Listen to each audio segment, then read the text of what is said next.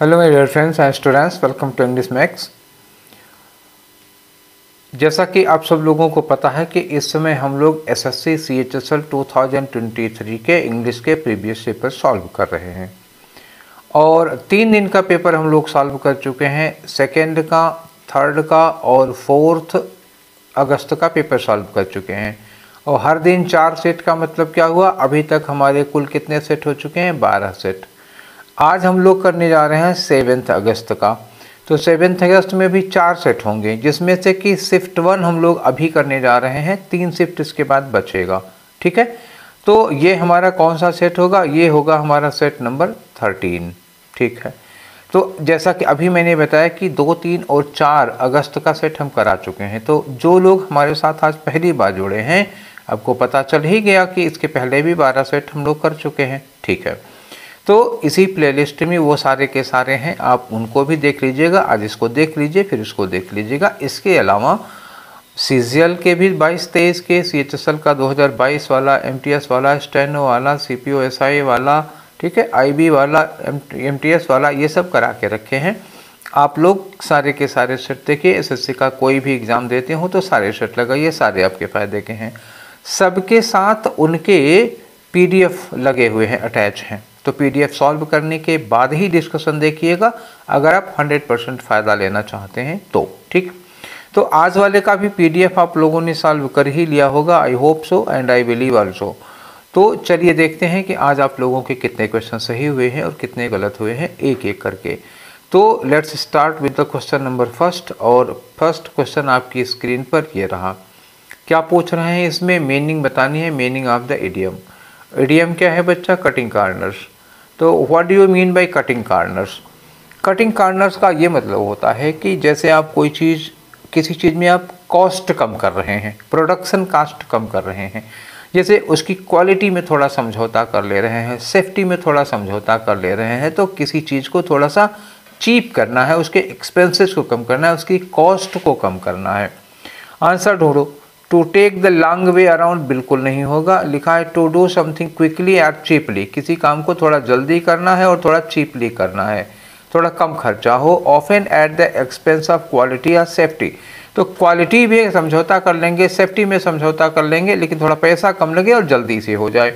तो यही हमारा ऑप्शन होगा। ठीक है, और आगे बढ़ने की ज़रूरत नहीं है। अब चलिए नेक्स्ट क्वेश्चन करते हैं। क्वेश्चन नंबर 2 क्या कर रहा है? क्वेश्चन नंबर 2 क्या कह रहा है? इसमें एक एरर बताइए आप। सेंटेंस लिखा है कि he was that angry that he slammed the book on the table. उसको इतना गुस्सा लगा था, इतना गुस्सा लगा था कि उसने किताब को टेबल पर पटक दिया उठा के, जैसा आप लोग करते होंगे ना कभी गुस्से में। ठीक है, तो दैट एंग्री होगा या ही वॉज सो एंग्री, वो इतना गुस्सा था उसको। तो यहाँ क्या लगाते हो? दैट से इफेक्ट दिखा रहे हो, तो यहाँ क्या लगना चाहिए? इस दैट की जगह होगा he was so angry that he slammed the book on the table. That फालतू नहीं लग रहा था आपको वहाँ पे? ठीक है, तो सो एंग्री, ये जो दैट एंग्री लिखा हुआ है, इस दैट की जगह सो होना चाहिए था, तो आंसर कौन सा होगा? सेकेंड वाला होगा। क्लियर हो गया? चलें आगे। ठीक है, चलिए नेक्स्ट क्वेश्चन करते हैं। नेक्स्ट क्वेश्चन है आपका क्वेश्चन नंबर 3। अब क्वेश्चन नंबर 3 में क्या कह रहे हैं कि एक इडियम दिया हुआ है, और इडियम किसके लिए लिखा है? For the situation. सिचुएशन पढ़ो। लिखा देखो, लिखा है कि श्याम, श्याम ही लिख देते। Shyam was accuse of the bribery, ये कोई आदमी है जिसके ऊपर आरोप लगा था घूसखोरी का आरोप। आगे लिखा है कि बट ही सबमिटेड प्रूफ्स, अब यही है, submitted proofs for his innocence, वो अपनी इनोसेंस का प्रूफ सबमिट कर दिया, सबूत दे दिया उसने। इसके लिए इडियम लेना है। तो देखो यहाँ एक पहला इडियम दिया है, बाइंग द पिग इन अ पोक। बाइंग द पिग इन अ पोक का मतलब हुआ कि आप कोई चीज़ खरीद रहे हैं, उसकी गुणवत्ता की जांच किए बिना। You buy something without examining its quality. ठीक है, तो ये हमारा आंसर फिलहाल यहाँ नहीं लग पाएगा। दूसरा लिखा है cast pearls before the swine, ये दे नहीं होगा, द होगा। Cast pearls before the swine मतलब क्या हुआ? हिंदी में एक कहावत है, भैंस के आगे बीन बजाना, मतलब मूर्ख के आगे ज्ञान की बात करना। तो ये होता है cast pearls before the swine. फिलहाल ये भी यहाँ सुटेबल नहीं है। चैप्टर एंड वर्स, ये यहाँ पे सुटेबल होगा। अब आप कहेंगे इसकी मीनिंग क्या होगी? तो चैप्टर एंड वर्स की मीनिंग होती है किसी को बहुत ही एक्यूरेट रेफरेंस देना, एकदम एग्जैक्ट रेफरेंस देना, किसी को कोई ऐसी बात बताना जैसे उनके ऊपर आरोप लगा था, कुछ उन्होंने ऐसा बताया होगा कि इनको ये छोड़ दिए गए, बाइज्जत बरी हो गए, ठीक है, तो ये हो गया एग्जैक्ट रेफरेंस देना। बीटिंग अबाउट द बुश का मतलब होता है झाड़ी पीटने का मतलब होगा कि आप अनर्गल प्रलाप कर रहे हैं। Not coming to the point, जो पूछा जा रहा है उस पर आप पॉइंट टू पॉइंट बात नहीं कर रहे हैं, इधर उधर की बातें अनर्गल प्रलाप कर रहे हैं, तो उसको होता है बीट अबाउट द बुश। फिलहाल ये आंसर नहीं होगा, आंसर आपका कौन सा होगा, थर्ड वाला होगा। अब चलें आगे चलते हैं। अगला क्वेश्चन है आपका क्वेश्चन नंबर 4। अब इस क्वेश्चन नंबर 4 में क्या करना है बच्चा, साइनोनिम बताना है। किसका साइनोनिम बताना है, ये वर्ड दिया हुआ रिक्वायरमेंट। रिक्वायरमेंट का मतलब क्या होता है, जब हमें किसी चीज़ की ज़रूरत होती है, जैसे हमें पैसे की ज़रूरत है तो हम कहेंगे ना हमें पैसों की रिक्वायरमेंट है, ये चीज़ होती है। जैसे आप लोगों को नौकरी चाहिए तो आपको नौकरी की रिक्वायरमेंट होती है, तो रिक्वायरमेंट मतलब क्या हुआ, ज़रूरी चीज़ है कोई हमें। अब एसेंशियल का मतलब यही होता है ना, ज़रूरी है हमारे लिए, तो ये तो हमारा साइनोनिम हो रहा है। सीरियस का मतलब क्या हुआ, सीरियस का रिक्वायरमेंट से कोई लेना देना नहीं है। वेज है, वेज का मतलब क्या हुआ, something that is not clear in meaning, कोई चीज़ जो मीनिंग में क्लियर नहीं है, जिसका अर्थ समझ में नहीं आ रहा है, ठीक से स्पष्ट नहीं है, वो हो जाता है, इसका भी कोई लेना देना नहीं है। इम्पोर्टेंस का मतलब क्या होता है, महत्व, ठीक है। तो रिक्वायरमेंट और इम्पोर्टेंस कुछ कुछ हो सकता है, लेकिन एसेंशियल बेटर है, ठीक है। इम्पोर्टेंस महत्व हो जाता है, तो जाहिर सी बात है जो जिस चीज़ की हमें रिक्वायरमेंट होती है वो हमारे लिए महत्वपूर्ण हो जाती है। लेकिन रिक्वायरमेंट का अगर एग्जैक्ट साइनोनिम लेते हैं तो एसेंशियल ज़्यादा सुटेबल होगा इम्पोर्टेंस की अपेक्षा। अगर एसेंशियल ना होता तो हम इम्पोर्टेंस पे एक आध दो वोट दे सकते थे, ठीक है, तो ये नहीं होगा। चलिए आगे बढ़ते हैं। आपका नेक्स्ट क्वेश्चन क्या होगा, देखिए नेक्स्ट क्वेश्चन है क्वेश्चन नंबर 5। कह रहे हैं इसमें इनकरेक्टली स्पेल्ड वर्ड बताओ, तो बताओ कि उसमें कौन सा वर्ड है जिसकी स्पेलिंग गलत है, ठीक। मिस्चीवस का मतलब क्या होता है, देखो कुछ बच्चे होते हैं थोड़े शैतान टाइप के होते हैं, दूसरों को तंग करते हैं, परेशान करते हैं, उन्हीं को मिस्चीवस कहा जाता है। स्पेलिंग करेक्ट है, that means it is not answer. Monologue, monologue गलत हो गया। मोनोलॉग का मतलब क्या होता है, देखो एक मोनो लिखो और लॉग की स्पेलिंग क्या होगा, LOGUE होता है, बस यही गलती हो गई, LOGUE, एक यू छूट गया है यहाँ पर। मोनोलॉग का मतलब ये होता है जैसे कोई एक आदमी बोलता है, लिसनर होता है लेकिन लिसनर बीच में बोलता नहीं है। जैसे कोई भाषण दे रहा होता है तो उसमें लिसनर नहीं बोलता ना, खाली बोलने वाला। तो जब एक स्पीकर होता है, लिसनर साइलेंट होता है, वो बीच में क्वेश्चन नहीं करता, वो मोनोलॉग होता है। अच्छा, लिसनर भी बीच बीच में बोलोगा तो उसको क्या कहोगे, डायलॉग बोलोगे, ठीक है, डायलॉग होता है और ये मोनोलॉग होता है। आंसर मिल गया आपको। बाकी इसकी भी स्पेलिंग से ये मेंटेनेंस आप समझ रहे हो, मिलियनर मतलब करोड़पति होता है, ये भी सही है स्पेलिंग, तो आंसर नहीं हो सकते। आपका आंसर कौन सा होगा, मोनोलॉग होगा। चलिए आगे, चलिए अगला क्वेश्चन लेते हैं। अगला क्वेश्चन है आपका क्वेश्चन नंबर 6, ठीक है। तो क्वेश्चन नंबर 6 में क्या करना है, आपको साइनोनिम बताना है। अब किसका साइनोनिम बताना है बच्चा, वर्ड दिया है कैलस। कैलस का मतलब क्या होता है, कैलस का मतलब होता है क्रूर। क्रूर सुना है, क्रूर मतलब निर्दयी। दूसरा कोई वर्ड बता सकते हो, दूसरा वर्ड इसका क्या होता है, क्रूएल होता है। एक वर्ड और हो सकता है ब्रूटल, ठीक है, ये क्रूएल या ब्रूटल। एक वर्ड होता है हीनस, एकदम से जघन्य कह सकते हो, कोल्ड ब्लडेड कह सकते हो, जिसके अंदर बिल्कुल दया नहीं हो, अनकाइंड कह सकते हो, ठीक। चलो अच्छा, साइनोनिम बताओ कैलस का। तो एक दिया है इनऑर्डिनेट। इनऑर्डिनेट का मतलब क्या होता है कि एक्सेसिव। एक्सेसिव का मतलब क्या हुआ, नॉर्मल से ज़्यादा, ठीक है, नॉर्मल से ज़्यादा। तो नॉर्मल से ज़्यादा कोई चीज़ होती है तो क्या होती है, एक्सेसिव होती है, मतलब बहुत ज़्यादा के लिए अमाउंट में यूज हो गया। कंपैशनेट का मतलब क्या होता है, कंपैशनेट का मतलब होता है काइंड, दयालु होता है, जिसको दूसरों से हमदर्दी होती है, तो वो काइंड हो जाएगा, ये तो एंटोनिम हो गया। इनसेंसिटिव, सेंसिटिव का मतलब क्या होगा, थोड़ा भावुक होता है, उसके अंदर फीलिंग्स इमोशन होंगी। इनसेंसिटिव मतलब कोई फीलिंग इमोशन नहीं होगी। तो जो आदमी इनसेंसिटिव होगा वो क्या होगा, वो जाहिर सी बात है अनकाइंड होगा, ठीक है ना, अनकाइंड होगा वो, ठीक। तो ये हमारा आंसर हो जाएगा।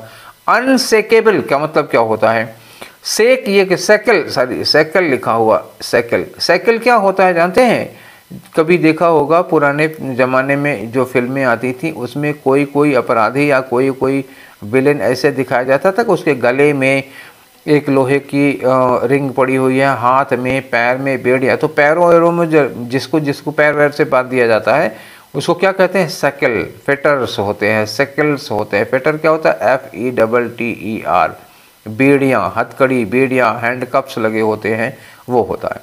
तो अनसेकल का मतलब क्या होता है, अनसेकल का मतलब किसी की हथकड़ियाँ या बेड़ियाँ काट देना, तो इसका मतलब क्या होता है, किसी को फ्री कर देना हो। ठीक है ना, अब क्लियर हो गया, सारे वर्ड का मतलब समझ गए, आपको आंसर भी मिल गया। आंसर कौन सा होना चाहिए था, 3 वाला होना चाहिए था। आगे बढ़ते हैं, अब अगला क्वेश्चन देखते हैं आपका। अगला क्वेश्चन है आपका क्वेश्चन नंबर 7 बच्चा। तो क्वेश्चन नंबर 7 में क्या कह रहे हैं, दैट कैन सब्सटीट्यूट, ये लिखा हुआ है और यहाँ इतना अंडरलाइन किया हुआ है, तो देख लेते हैं यहाँ कोई गलती है क्या। सुजाता हैज नॉट, यहाँ हैज नॉट लगा दिया और लिखा है कैन नेवर। ठीक है, हैज नॉट और can never in good books of her principal as she lacks honesty. तो उसमें ऑनेस्टी, सुजाता में ऑनेस्टी कम है, तो प्रिंसिपल के साथ कभी गुड बुक्स में नहीं रही, मतलब प्रिंसिपल से उसके कभी अच्छे संबंध नहीं रहे, मतलब वो प्रिंसिपल की फेवरेट नहीं है। तो अब यहाँ है मेन वर्ब ही गायब हो गई ना भैया, तो इसमें गड़बड़ क्या होगा, एज कंजंक्शन हो गया, ये लुक लैक्स क्या हुआ, इसकी वर्ब हो गई। तो Sujata has not and can never in good books, तो यहाँ बीच में हमको क्या आना चाहिए, ना रही है कभी और ना हो सकती है। तो हमको यहाँ पे दोनों ही हेल्पिंग वर्ब, जैसे हैज है इसके लिए भी बी चाहिए और कैन के लिए भी बी चाहिए। अब समस्या ये आती है कि हैज के साथ क्या लगती है, वर्ब की थर्ड फॉर्म लगती है, और कैन के साथ लगती है क्या, कैन के साथ वर्ब की फर्स्ट फॉर्म लगती है। तो कैन के साथ हमको लगाना पड़ेगा बी और हैज के साथ हमें लगाना पड़ेगा बीन, एक में तो काम चल नहीं सकता। तो दोनों के लिए हमें हैज़ नॉट बीन, ठीक है ना, हैज़ नॉट के बाद क्या लगाना होगा, बीन, और कैन नेवर के साथ क्या लगाना पड़ेगा, बी। तो दो चीज़ें हमको चाहिए। ढूंढो अब कहाँ हैज़ नॉट बीन है, यहाँ हैज़ नॉट बीन दिया हुआ है, ठीक है, लेकिन कैन नेवर बी, हाँ ये भी ठीक है। तो पहला वाला तो एकदम से ठीक है ही, यही आंसर हो जाएगा। दूसरे में देख लो, यहाँ हैज़ नॉट बीन तो दे दिया, लेकिन कैन नेवर बीन, भैया कैन के साथ बीन नहीं लगेगा, बी लगेगा। अच्छा यहाँ देखो हैज़ नॉट बी, यहाँ हैज़ नॉट के साथ बी लगा दिया, बीन होना चाहिए था, ठीक है, और नेवर बी, ये वाला सही है। अब यहाँ क्या हुआ, हैज़ नॉट बी, देखो हैज़ नॉट के साथ बी नहीं, बीन होना चाहिए था। तो दूसरा, तीसरा और चौथा ये गलत है। आपको ये जानना जरूरी है ना कि सेकंड वाला क्यों गलत हो गया। हमने कहा पहला वाला सही है, आप मान लिए, ठीक है, आप मेरी बात मान लिए, लेकिन जो दूसरा, तीसरा, चौथा है वो क्यों नहीं होगा, ये भी तो हमारा बताना फर्ज बनता है। चलिए अब समझ गए होंगे। अब आगे बढ़ते हैं हम लोग, क्वेश्चन नंबर 8 में आ जाओ। इसमें क्या करना है कि करेक्ट स्पेलिंग बतानी है। किसकी बतानी है, जो वर्ड अंडरलाइन किया गया है उसकी करेक्ट स्पेलिंग आप बताओ। तो वर्ड कौन सा अंडरलाइन किया हुआ, डेमोलिश्ड दिया है, तो लेकिन सेंटेंस पढ़ के देखना पड़ेगा कि एक्चुअली ये डेमोलिश किस सेंस में यूज किया गया है।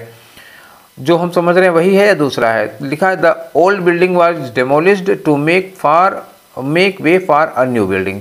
अच्छा, तो पुरानी बिल्डिंग को गिरा दिया गया, उसकी जगह पर नई बिल्डिंग बनानी है। तो जब किसी बिल्डिंग को गिरा वगैरह देते हैं तो उसके लिए होता है DE, ठीक है, बस वही DE की गड़बड़ी है। बाकी डेमोलिश में LISH होता है, ये होता ही हमारी डेमोलिश की स्पेलिंग। अब ED लगाना हो तो लगा दो इसी में। तो गड़बड़ी ऊपर वाले में क्या है ना, केवल एक ही गड़बड़ी है, ढूंढ लो कोई। तो डेमोलिश्ड, ये सही तो लिखा हुआ डेमोलिश्ड।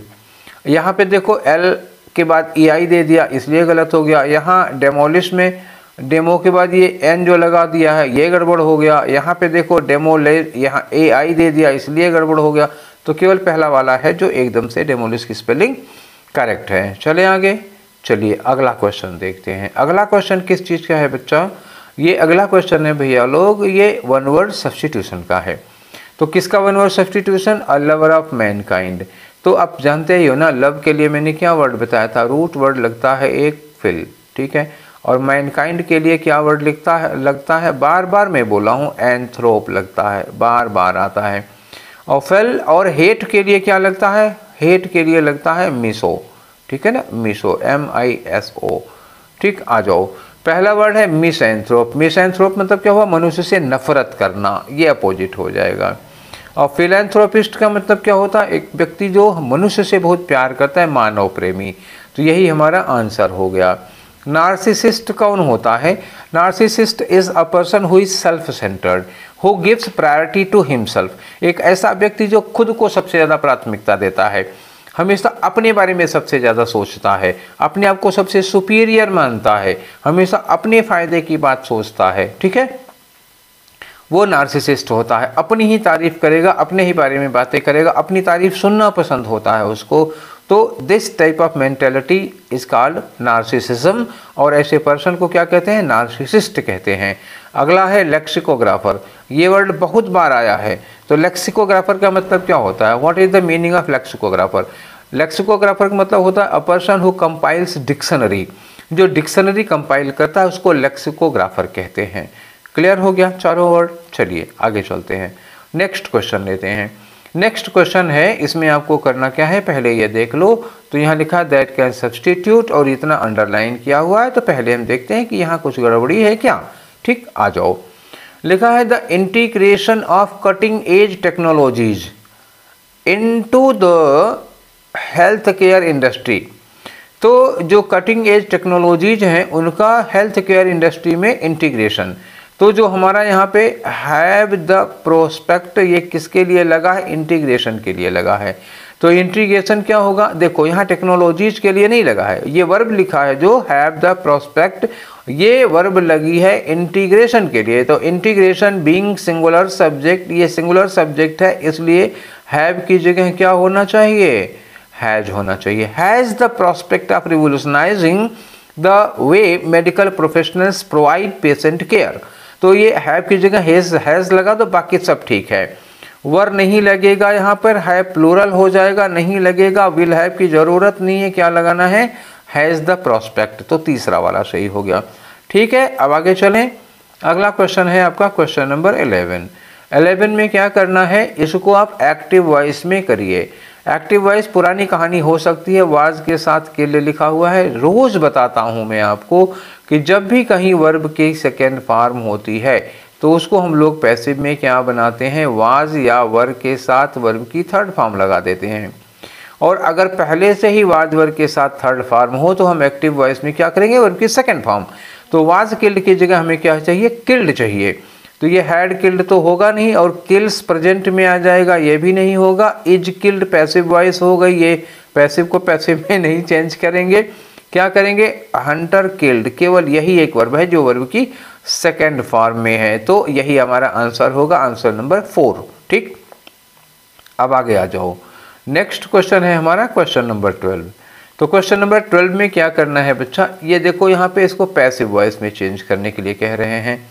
तो यहाँ का आर यू डिलीवरिंग, तो देखो जब भी वर्ब की आईएनजी फॉर्म लगी होती है ना बेटा, तो इसकी पैसिव वॉइस बनाते समय क्या करते हैं? हम आईएनजी किस में लगाते हैं? बीइंग में लगाते हैं, और वर्ब की क्या हो जाती है? मेन वर्ब की कर देते हैं हम थर्ड फॉर्म। ठीक, तो बीइंग के साथ थर्ड फॉर्म, सबसे पहले तो आप बीइंग के साथ थर्ड फॉर्म ढूंढो। अगर 2 मिल जाएंगे तो आपको क्या देखना है कि यहाँ आर लिखा हुआ है, तो जो हमारा सेंटेंस होगा वो इज एम आर से ही स्टार्ट होगा। अच्छा, यहाँ पिज्जा लिखा हुआ है, तो पिज्जा के लिए हम जो वर्ब लगाएंगे वो आर तो लगाएंगे नहीं, that should not be plural because pizza is singular. तो हमें इज चाहिए शुरू में। तो यहाँ शुरू में हैज लगा हुआ है, यहाँ वर लगा हुआ है। ठीक है, वर तो जा नहीं सकता, और विल कैसे बनेगा भाई आर का? तो एक ही ऑप्शन बच रहा, इज शुरू में एक ही मिला हमको। बीइंग के साथ थर्ड फॉर्म भी नहीं ढूंढनी पड़ी, वैसे थर्ड फॉर्म यहाँ लगी है बीइंग के साथ। अच्छा, बीइंग के साथ थर्ड फॉर्म यहाँ भी लगी है, वो थोड़ा धोखा दे देगा। वैसे भी आप देखोगे तो पिज्जा के साथ वर नहीं लगेगा जी, वो सिंगुलर है पिज्जा, और वर प्लूरल हो जाता है। तो अब फाइनल ये हुआ कि हमारा ये चौथा वाला ऑप्शन करेक्ट होगा।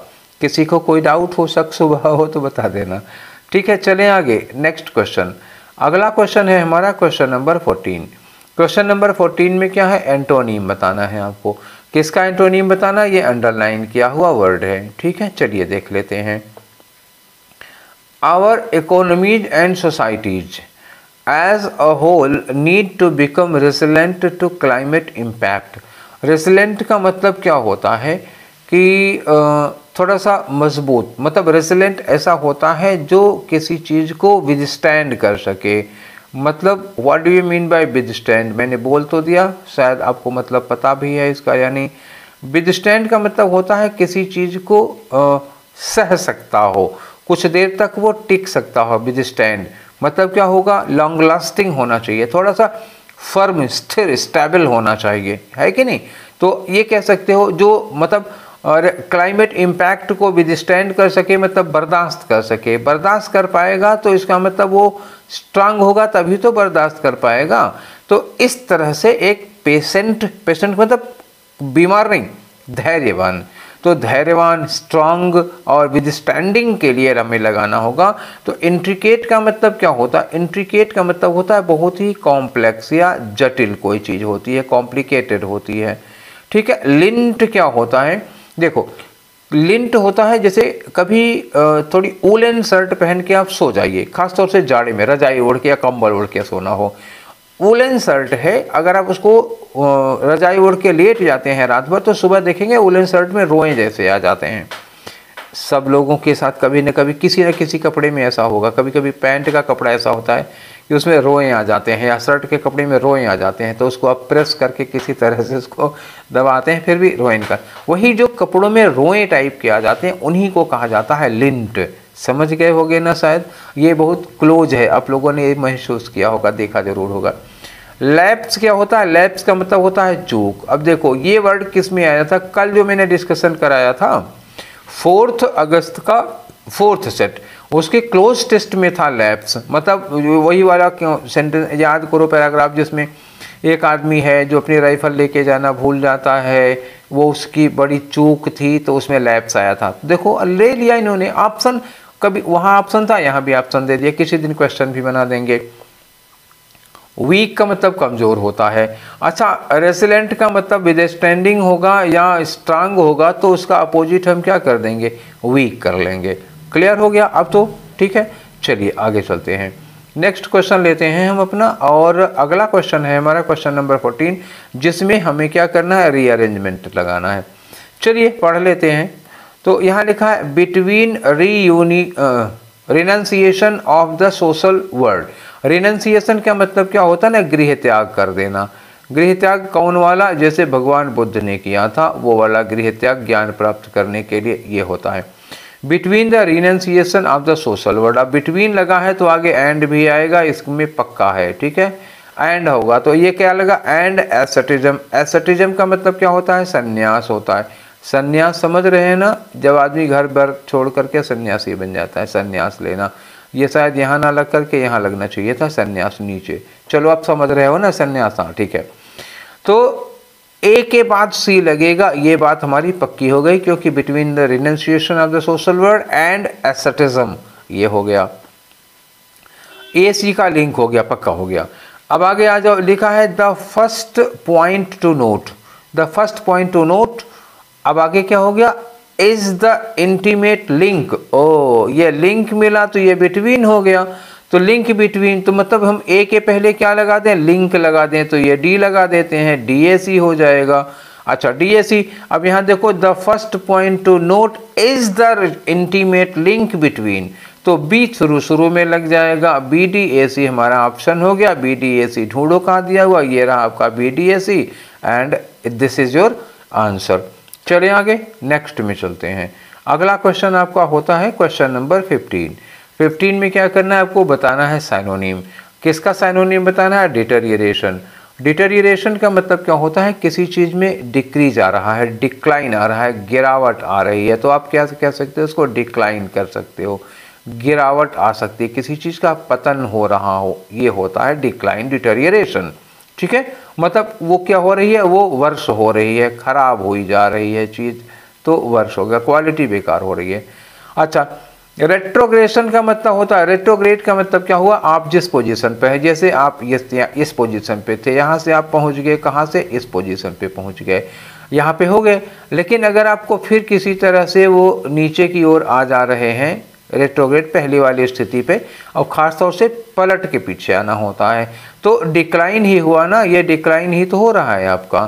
तो इसलिए डिटेरियरेशन का साइनोनिम क्या होगा? रेट्रोग्रेशन हो जाएगा।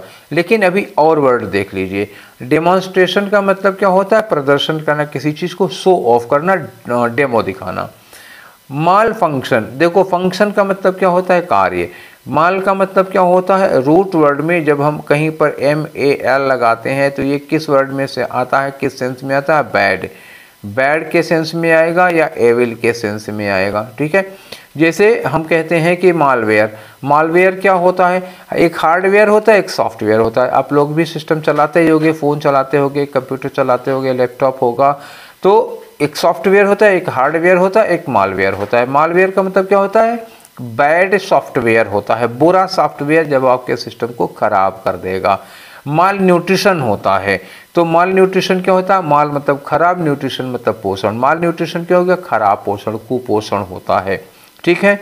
माल ऑर्डर होता है, ऑर्डर क्या होता है, सेंट होता है, खुशबू होती है। माल को मतलब बुरी, तो बदबू को माल ऑर्डर्स भी कह सकते हो। तो माल फंक्शन क्या होगा, फंक्शन का मतलब क्या होगा, कार्य करना। माल फंक्शनिंग क्या होती है, जब कोई मशीन खराब काम करने लगती है। जैसे आपकी इंटेस्टाइन है, आपकी आंत है, वो ठीक काम ना करे, खराब काम करने लगे, तो क्या होगा, माल फंक्शनिंग ऑफ इंटेस्टाइन कहा जाता है, माल फंक्शनिंग ऑफ किडनी कहा जाता है। क्लियर हो गया। चलिए, रेमिफिकेशन का मतलब क्या होता है, रेमिफिकेशन होता है ब्रांचिंग बेटा। जैसे कोई चीज़ है, उसकी आप कई सारी ब्रांचेज बना देते हो, तो उसको रेमिफिकेशन क्या हो गया, ब्रांचिंग करना, उप शाखाएँ करना किसी की। तो इन तीनों में कोई भी हमें दूर दूर तक डिटेरियरेशन का साइनोनिम नहीं मिला था, तो डिटेरियरेशन का साइनोनिम क्या होगा, वही रेट्रोग्रेशन होगा। Is that clear.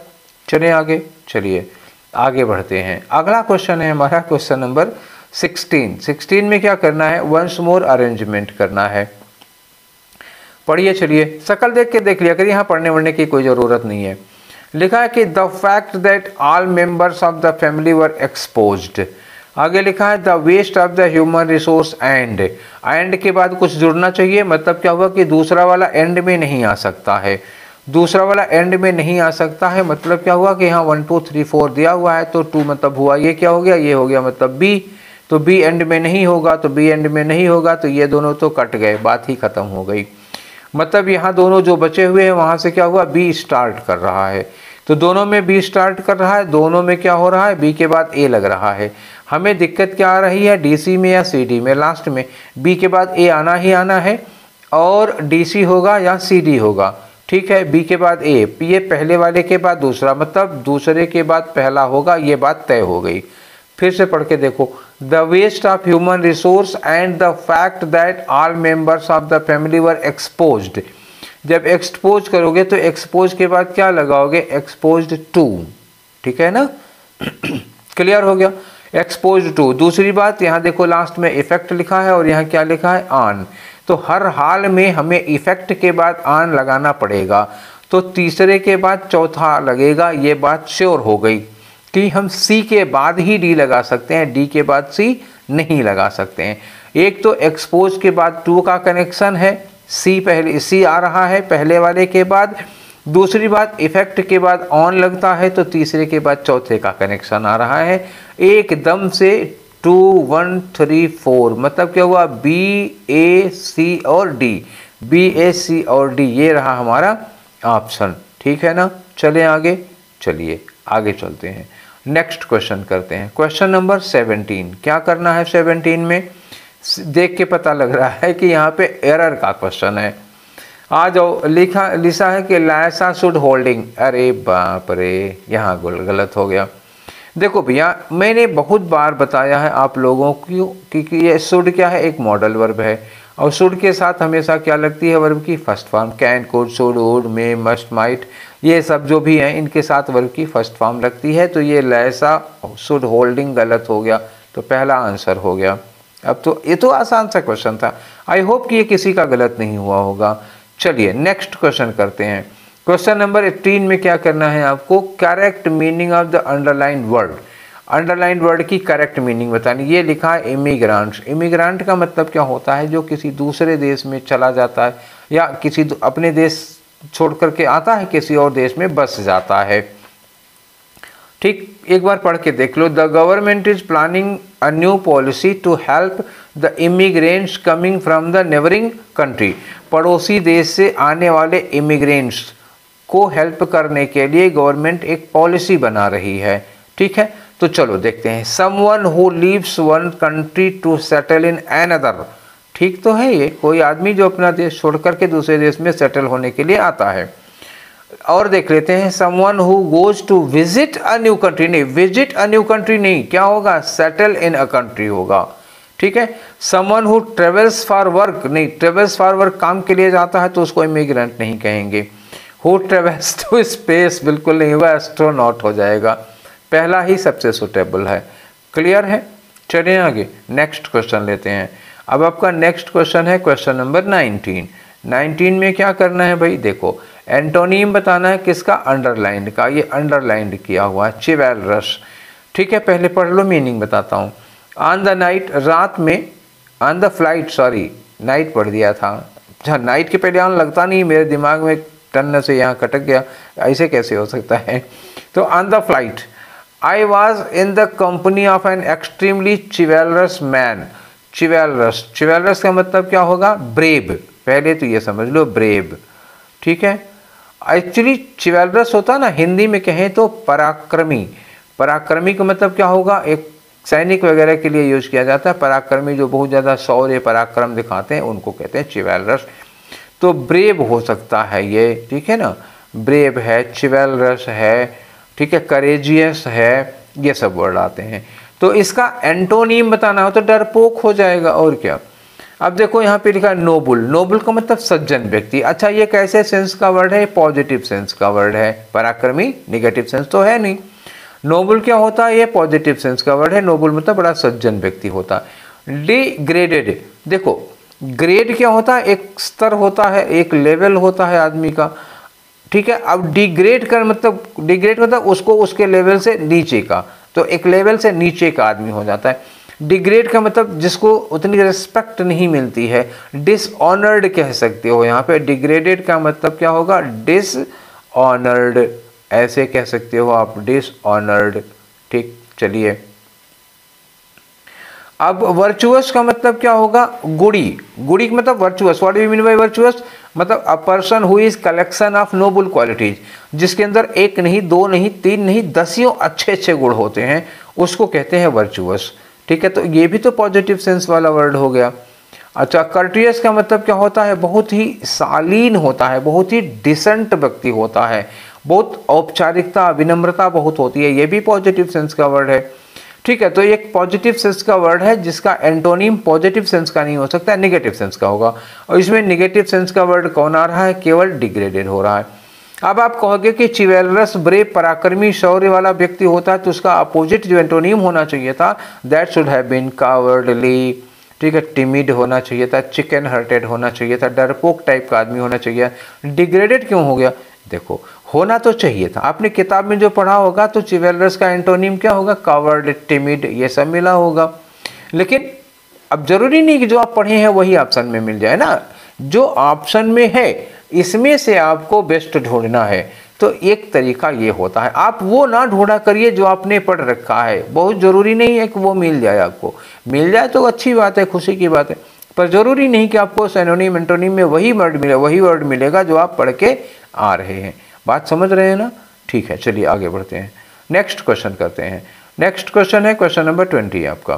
Question number 20 में भी आपको साइनोनिम बताना है। किसका बताना है, ऑब्जेक्शन बताना है। ऑब्जेक्शन का मतलब क्या होता है, जब हम किसी बात का ऑब्जेक्शन करते हैं तो इसका मतलब हम उसको सपोर्ट नहीं करते, मतलब क्या हुआ, हम उससे एग्री नहीं है। ठीक है, ऑब्जेक्ट करना का मतलब क्या हुआ, हम उससे एग्री नहीं है, हम उसको अप्रूव नहीं करते। यही तो एग्री नहीं है तो सहमत नहीं है, यही हो गया ऑब्जेक्शन। ठीक है, तो इसका साइनोनिम बताना है आपको। मौन का मतलब क्या होता है, कराहना। ठीक, मौन का मतलब क्या होता है, कराहना। ठीक है, ये देख लो, मौन हो गया, कराहना आह भरना, इसका तो कोई लेना देना नहीं है। ठीक है, अब यहाँ आया ऑब्जेक्शन का डिसअप्रूवल। डिसअप्रूवल, अच्छा तो अगर हम अप्रूव, ये होता है ना ऑब्जेक्शन, अगर हम अप्रूव नहीं करते, मैंने ये बोला था ना, एग्री नहीं करते या हम उस बात से अप्रूव नहीं करते तो डिसअप्रूवल हो जाएगा। साइनोनिम तो हो गया यही, अप्रूव नहीं करते तो डिसअप्रूवल हो जाएगा। ठीक है, डिसएग्री हो सकता था, डिसअप्रूवल हो सकता था। काउंटर करना, अब लो फंस गए आप। काउंटर का मतलब भी होता है विरोध में आ जाना, लेकिन विरोध में क्या होता है, रिएक्ट, रिएक्ट अगेंस्ट होता है, या ये क्या होगा, रिएक्ट अगेंस्ट। तो रिएक्ट अगेंस्ट का मतलब जैसे कभी कभी होता है ना शरीर में, मान लो कि कोई बीमारी वगैरह है, डॉक्टर ने कोई इंजेक्शन लगा दिया तो वो काउंटर कर जाता है इंजेक्शन। इंजेक्शन काउंटर कर जाता है तो पास नहीं होता, वहीं पे फूल जाता है, सूजन आ जाती है एक लोकल एरिया में। जैसे मान लो ये आपकी बाँह है, यहाँ इंजेक्शन लगा दिया गया तो ये इतनी दूर में स्वेलिंग आ जाएगी, मतलब वो दवा पास ही नहीं होती। मतलब क्या हुआ, काउंटर कर दिया, रिएक्ट कर दिया, बॉडी ने इस दवा के अगेंस्ट रिएक्ट कर दिया, काउंटर कर दिया। तो ये चीज़ होती है। तो ये रिएक्ट करना, जो काउंटर करना होता है, मेडिकल टर्म है, दवा ववा के लिए ज़्यादा यूज किया जाता है, ठीक है, और ये विचारधाराओं में कम यूज किया जाता है। हाँ, मतलब अगर डिसअप्रूवल ना दिया होता, यहाँ पे अप्रूवल लिखा होता तो हम काउंटर लगा सकते थे, ऐसा भी कोई परहेज नहीं है उससे। बट ये है कि डिसअप्रूवल मिल गया तो हमें एक मोर सुटेबल ऑप्शन मिल गया है ना। समझिएगा कि काउंटर मतलब भी विरोध करना ही होता है, दवा ववा के लिए यूज किया जाता है, और डिसअप्रूवल ज़्यादा सुटेबल था इसके लिए उसको कर लिया। सैंक्शन का मतलब क्या होता है, ओके कर देना, ओके करने का मतलब क्या हुआ, अप्रूव करना हो जाएगा। तो ये क्या हो जाएगा, ये अपोजिट मतलब आ जाएगा ना। अगर ऑब्जेक्शन का सैंक्शन अपोजिट सेंस में चला जाएगा, एंटोनिम होता तो हम सैंक्शन लगा देते। हालांकि इन्होंने सैंक्शन लिखा इसीलिए था कि आप लोग धोखा खाएं, ठीक है, पर आप स्मार्ट हैं, धोखा नहीं खाएंगे, आई होप सो। अब आते हैं हम क्लोज टेस्ट करने के लिए। तो क्लोज टेस्ट में क्या होता है आपको पहले से ही पता है, फिर से क्या पता है, एक पैराग्राफ होगा, उसमें 5 जगहें होंगी और सबके लिए एक एक ऑप्शन मिलेगा, और उनकी जगह पर क्या सुटेबल वर्ड फिट कर सकते हैं वही आपको करना है, ठीक है। तो ये आप पहले से भी जानते हैं, नई बात नहीं है, कोई नया होगा तो उसके लिए ठीक है, काम का हो गया। चलिए, इसके लिए हमें क्या करना होगा, पहले तो पढ़ना पड़ेगा पैसेज को। तो चलिए हम लोग पहले इस पैसेज को पढ़ लेते हैं, उसके बाद लगा पाएंगे। Today I want to talk to you about a very simple matter. आज हम आपसे एक बहुत सिंपल मैटर पे बात करने जा रहे हैं, दैट इज सिंपल कन्वर्सेशन। ये बात क्या है, सिंपल कन्वर्सेशन है। When we learn to speak, जब हम सीखते हैं कि हाउ टू स्पीक, दूसरों से बात कैसे करनी चाहिए, डैश, ठीक है। When we learn to speak dash, come words, क्या आते हैं, शब्द आते हैं, देन फ्रेजेज, देन स्क्रिप्ट्स। अच्छा, तो क्रम बताते हो, पहले क्या आते हैं, शब्द, फिर क्या आते हैं, फ्रेज, फिर क्या आते हैं, स्क्रिप्ट। तो यहाँ क्या लगा दो, फर्स्ट लगा दो। पहले तो ये आते हैं ना, क्रम बता रहे हैं तो पहले आ जाएगा फर्स्ट, मतलब फाइनली लगेगा कि हेंस लगेगा कि देन लगेगा कि फर्स्ट लगेगा, फर्स्ट लगेगा, देन फर्स्ट के बाद देन लगेगा ना, समझ गए। आगे देखो, लिखा है कि यू वुड एग्री दैट, आप इस बात से सहमत होंगे कि larger the bundle of words we dash, मतलब हमारे पास जितना मतलब वर्ड्स का जितना बड़ा बंडल होगा, वर्ड्स का जितना बड़ा बंडल होगा, मतलब हमारी वोकैब जितनी ज़्यादा स्ट्रांग होगी, जितनी ज़्यादा होगी, ठीक है। आगे लिखा है, ये खाली जगह है, देखो आगे पढ़ लेंगे तभी यहाँ लग पाएगा। The less we have to worry about combining them into sensible dash. अच्छा, तो मतलब हमारे पास जितना होगा, तो यहाँ होगा ना वी हैव, तो the larger the bundles of words we have, the less we have to worry about combining them into sensible dash। तो sensible sentence या sensible बात कंबाइन करने में हमको उतना ही कम मेहनत करनी पड़ेगी, हमारे पास vocab जितनी ज़्यादा होगी। तो here he emphasizing on the use of, on the importance of vocab, a rich vocab। आगे आ जाओ, also, और इसके अलावा the less we have to fret over syntax। अच्छा, अगर हमारे पास वोकैब खूब हो वोकैब, तो हमको सिंटैक्स पर ज़्यादा फ्रेट नहीं करना पड़ेगा। फ्रेट का मतलब क्या हुआ, ज़्यादा चिंतन मनन, ज़्यादा केयर करने की ज़रूरत नहीं पड़ेगी। अब सिंटैक्स के बाद लिखा और, तो सिंटैक्स या ग्रामर, क्योंकि सिंटैक्स के साथ और लगा दिया तो फिर अब रूल्स आएगा। यहाँ या तो क्या करोगे, रूल्स आएगा, रेगुलेशंस आएगा, ग्रामर आएगा, ठीक है, ये सारी चीज़ें आ जाएंगी। Do you think you choose the words, क्या आपको लगता है कि आप वर्ड्स चूज करते हैं। Do you pre rehearse every time you go out, जब आप बाहर जाते हैं, जैसे आप कहीं रेस्टोरेंट में जा रहे हैं खाना खाने के लिए, तो वहाँ क्या बोलेंगे, क्या घर पे प्रैक्टिस करके जाते हैं। हर बार जब आप घर से बाहर जाते हैं तो रिहर्सल करके तो नहीं जाते हैं। आगे लिखा है dash, what happens when you walk into a fast food restaurant. सोचो, यहाँ क्या लिखा है, सोचो क्या होता है जब आप किसी फास्ट फूड रेस्टोरेंट में जाते हैं। My dear, how do you react in those real life situations, उन रियल लाइफ सिचुएशंस में आप कैसे रिएक्ट करते हो। सोचो, यहाँ क्या लगा है, सोचो, सोचो के लिए क्या लगाओगे आप, थिंक, सोचो जरा, ठीक है। तो पहले को तो हम भर ही चुके हैं, यहाँ पे क्या लगाओगे, first come words, then phrases, then scripts, तो यहाँ पे हम फर्स्ट लगा चुके हैं। आगे चलते हैं, नेक्स्ट वाला क्वेश्चन देखते हैं आपका। तो नेक्स्ट वाले में यहाँ वाले पे क्या लगाना है, ठीक है। तो इन्होंने कहा कि तो ये फर्स्ट वर्ड्स आते हैं, अब यहाँ आ जाओ। अगर हम ज़्यादा वर्ड्स का ज़्यादा बड़ा बंडल अपने साथ लेकर के चलते हैं, तो लेकर के चलते हैं या हमारे पास होता है, तो क्या लगाओगे, हैव, वी हैव। यहाँ देखा आस्क अराउंड, अरे तो वी हैव तो कहीं मिला ही नहीं। चलो यहाँ काम देखते हैं। आस्क अराउंड मतलब होता किसी चीज़ के बारे में कई सारे लोगों से पूछना, जैसे मान लो रास्ता है या कुछ और चीज़ें हैं, तो उसके बारे में जब ढेर सारे लोगों से पूछ रहे हैं तो आस्क अराउंड होगा। बेल आउट अच्छा वर्ड है, नोट कर लेना। बेल आउट का मतलब होता है पैसे देकर किसी को मुसीबत से निकालना, मतलब कोई आदमी मुसीबत में पड़ा हुआ, उसके ऊपर कुछ संकट है, and you help the person with money and bring him out of the difficult situation, तो वो होता है बेल आउट, किसी को बड़ा अच्छा काम है। लुक आफ्टर का मतलब होता है किसी की सेवा करना, देखभाल करना। अभी हमारा कोई ऑप्शन नहीं हुआ यहाँ पे। अब लगा हुआ कैरी आउट। कैरी आउट का मतलब क्या हुआ, हम अपने साथ लेकर के चलते हैं। अगर हम ढेर सारे वर्ड, अच्छे वर्ड, रिच वोकैब अपने साथ कैरी आउट करते हैं, मतलब अपने साथ लेकर चलते हैं, तो ये हो गया कैरी आउट। तो आपका चौथा वाला ऑप्शन हो गया। आगे आते हैं नेक्स्ट क्वेश्चन में। तो फिलर नंबर 3 है ये बच्चा। तो फिलर नंबर 3 मतलब क्या हुआ, ये रहा आपका। तो यहाँ देखें क्या लिखा हुआ है कि अगर हमारे पास वोकैब बहुत अच्छी होगी तो हमको उन्हें कंबाइन करने में लेस एफर्ट करना पड़ेगा, मतलब लेस वरी करनी पड़ेगी। इनटू सेंसिबल डैश, सेंसिबल क्या हो, मैंने कहा सेंसिबल सेंटेंस होता है, सेंसिबल स्ट्रक्चर होगा, अच्छे शब्द होंगे तो अच्छा वाक्य बनाएंगे। तो यहाँ एग्जीक्यूशन लिखा हुआ है। एग्जीक्यूशन का मतलब होता है कोई नियम वगैरह, कोई रूल है, उसको हम इम्प्लीमेंट करते हैं तो एग्जीक्यूट करते हैं, तो यहाँ इम्प्लीमेंटेशन के लिए है नहीं। ट्रेट का मतलब क्या होता है, स्वभाव होता है, कोई क्रूर है, कोई दयालु है, कोई संकोची है, कोई मुंहफट है, ये सब क्या होते हैं, ट्रेट होते हैं। एक्सप्रेशंस, हाँ ये तो लग जाएगा। शब्दों का प्रयोग करना है तो सेंसिबल एक्सप्रेशन हो सकता है, समझदारी वाला एक्सप्रेशन, अभिव्यक्ति होगी। क्रिटिसिज्म यहाँ लगाएंगे, यार वो क्या बहुत अच्छी होगी तो हम सेंसिबल क्रिटिसिज्म करेंगे कि सेंसिबल एक्सप्रेशन करेंगे, अच्छे से समझदारी से अपनी बातें व्यक्त करेंगे, अपने थॉट्स को एक्सप्रेस करेंगे, तो एक्सप्रेशन लगाओ, ज़्यादा सूटेबल, बाकी सब बेकार हैं। आगे आ जाओ नेक्स्ट में। अब अगला है आपका है फिलर नंबर 4, यानी कि क्वेश्चन नंबर 24 होगा। बताओ यहाँ पर क्या लगाओगे।